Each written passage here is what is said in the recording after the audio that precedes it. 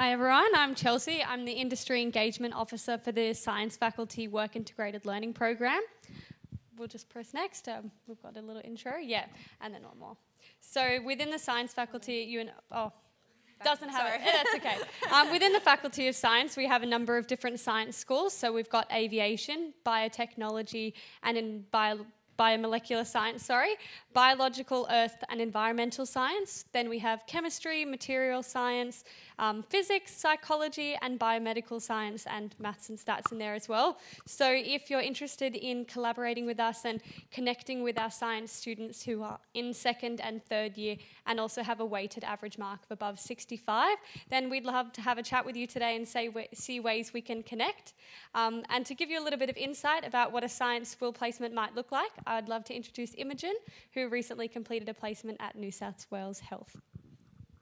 Thank you, Chelsea. So I want to start by asking you a question. How do you get from this to this? I, for one, had no idea when I walked into the histology lab at St George Hospital 16 months ago.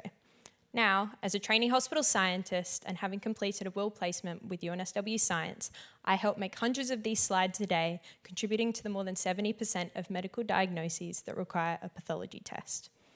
But what do I actually do in a histology lab? To explain, let me tell you a story experienced by 1 in 10 Australian women.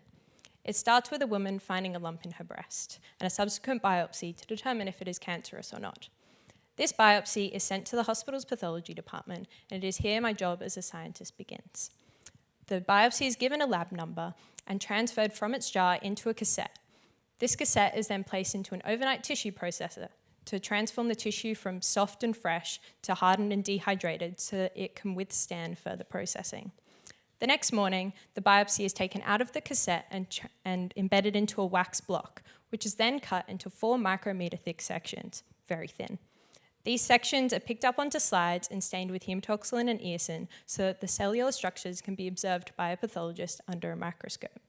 The pathologist writes a report diagnosing our patient with a benign breast lump. She sighs with relief, but is still booked in for a lumpectomy.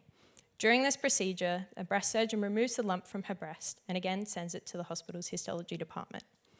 This breast is too big to fit into a cassette hole, so it is cut into multiple pieces by a registrar before being processed and made into slides. This time, the pathologist is looking for something very different. The benign tumour is there, but are the surgical margins around it clear? Yes, they are, meaning all the abnormal tissue has been removed and our patient is cancer-free.